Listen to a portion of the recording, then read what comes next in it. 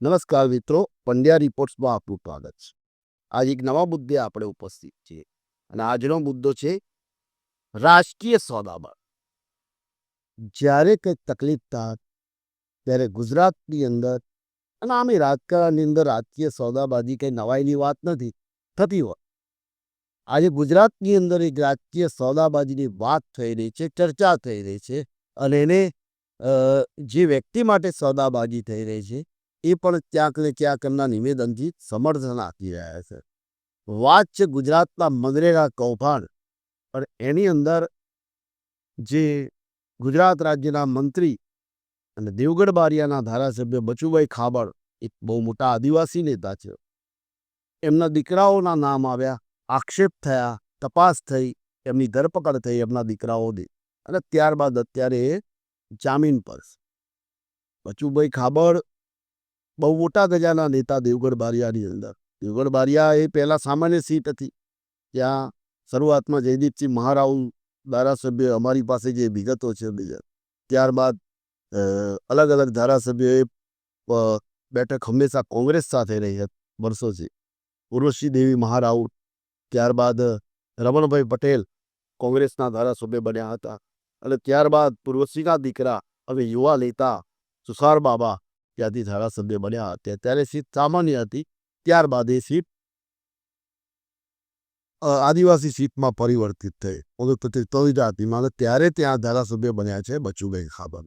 અને બચુભાઈ ખાબડ વર્ષોથી એ બેઠક પર જીતતા આવ્યા છે. સારા એવા માર્જિનથી ભારતીય જનતા પાર્ટીનું નેટવર્ક પણ એમને ત્યાં મજબૂત કરી છે.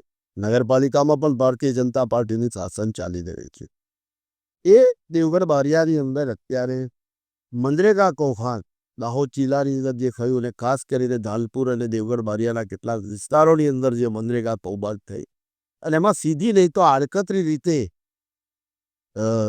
ભાઈ બચુભાઈ ખાબડની જે હાજરી કૌભાંડની અંદર બતાવી રહી, સીધી નહીં તો આડકતરી રીતે. પેલી હિન્દીમાં એક કહેવત છે, સૈયા ભય કોટવાલા ડર કાહે કા. ઘરવાળો પોતે પોલીસવાળો હોય તો પછી ડર શું કરવા રાખવાનો હોય. એવી રીતે બચુભાઈ ખાબડના દીકરાએ, બચુભાઈને એનું નોલેજ હોય કે નહીં હોય આપણને ખબર નથી, પણ બચુભાઈ ના પાડે, પણ આડકતરી રીતે બચુભાઈનો જે ભાઈ નામ દઈને એમના દીકરાઓએ બચુભાઈનું નામ જે ડૂબાડી અને બચુભાઈનું રાજકીય અસ્તિત્વ ક્યારેક ખતરામાં મુકાઈ દે છે. આપણે પહેલાં જણાવી ગયા છે મનરેગા કૌભાંડનો જ્યારે વિડીયો કર્યો ત્યારે કે ભાઈ બચુભાઈથી ભારતીય જનતા પાર્ટી દૂરી રાખ. ઓનું મંત્રાલયમાં પણ બેસતા નહોતા, સરકારી કાર્યક્રમમાં પણ એમને બોલાવતા નહોતા. મોદી સાહેબ આવ્યા ત્યારે પણ એમને દૂર રાખ્યા હતા. એટલે આ બધું ત્યારથી લગભગ નક્કી જ હતું છે બચુભાઈ હવે આવું ભારતીય જનતા પાર્ટીમાં. એ સામે કોણ?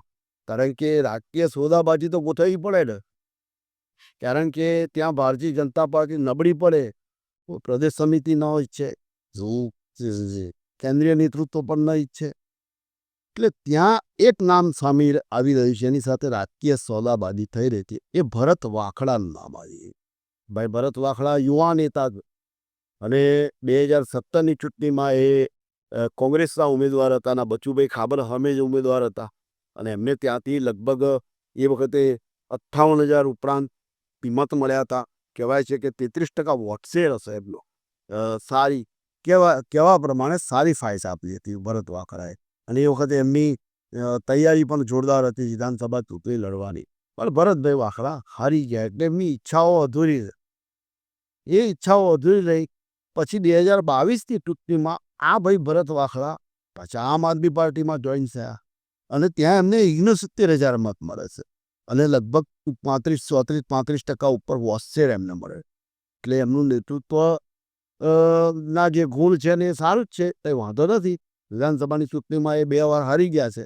હવે એવું કે છે અને ચર્ચામાં એવું છે કે ભાઈ ગાંધીનગરથી એમનો સંપર્ક થયો કે તમે ભાજપમાં આવી જાઓ.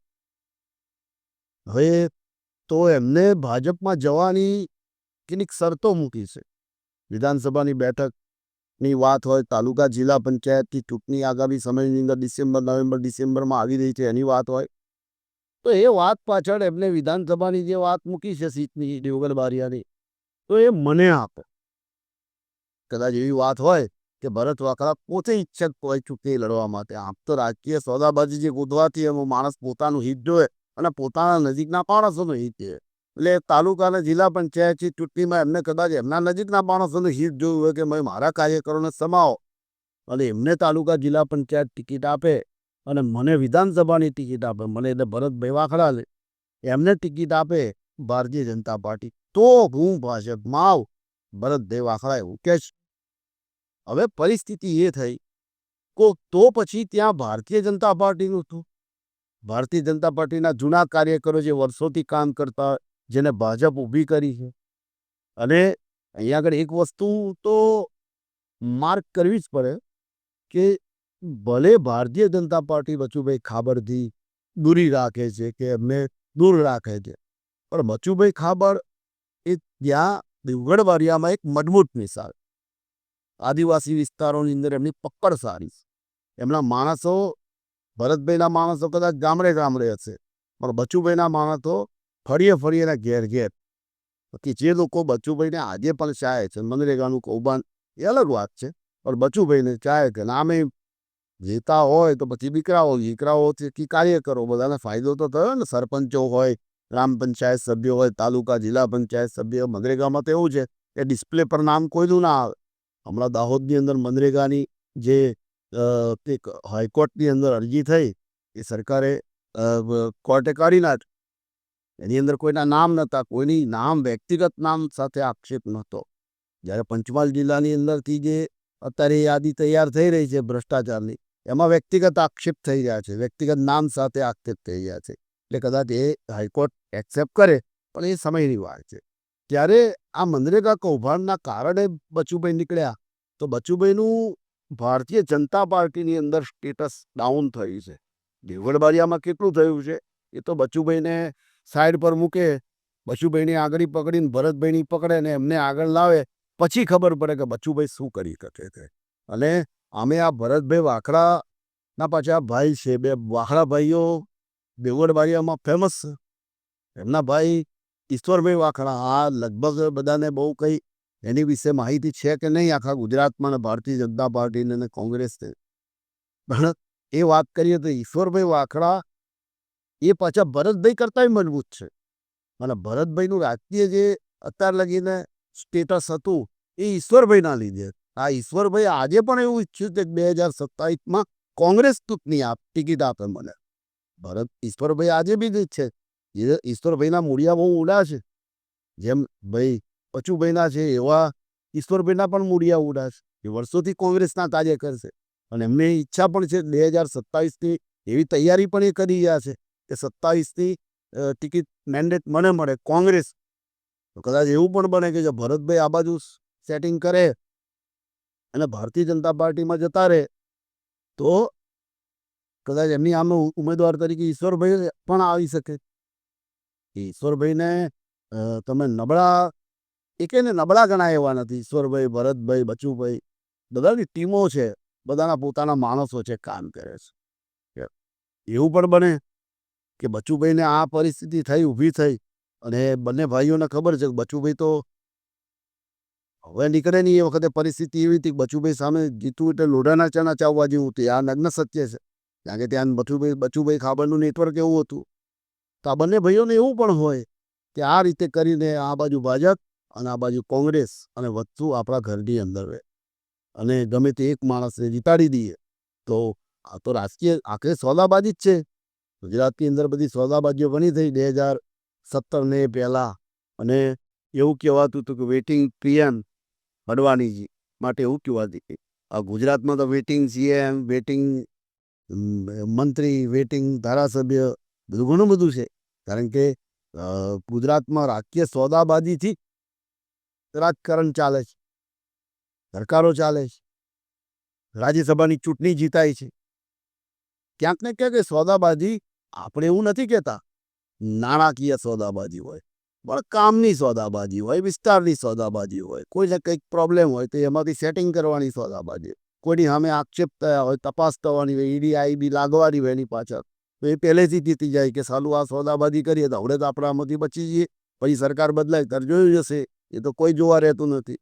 આપણે અત્યારે સત્તા ભાજપ પાસે છે, લાડવો ભાજપ પાસે છે, તઈ એ થાળીમાં ખાઈ લઈએ. પછી પાછો લાડવો કોંગ્રેસ પાસે આવે તો હવે તઈ આપણે તો ડાયાબિટીસની ગોળી કરવાની અને સત્તા સાથે સંમેલન કરવાનું. એટલે આ જે રાજકીય સોદાબાજીઓ છે એ ક્યાંક ને ક્યાંક ગુજરાતની અંદર વર્ષોથી આપણને જોવા મળે. વર્ષોથી એટલે વર્ષોથી ચાલે છે. અને એવું નથી કે આ સોદાબાજી એકલી ભાજપ કહે છે. ભાજપ પાસે સત્તા છે એટલે એને વધારે જરૂર પડે સોદાબાજી કરવાની. પણ વર્ષો જ્યારે કોંગ્રેસ પાસે સત્તા હતી ત્યારે કોંગ્રેસ પણ રાજકીય સોદાબાજી કરતી હતી.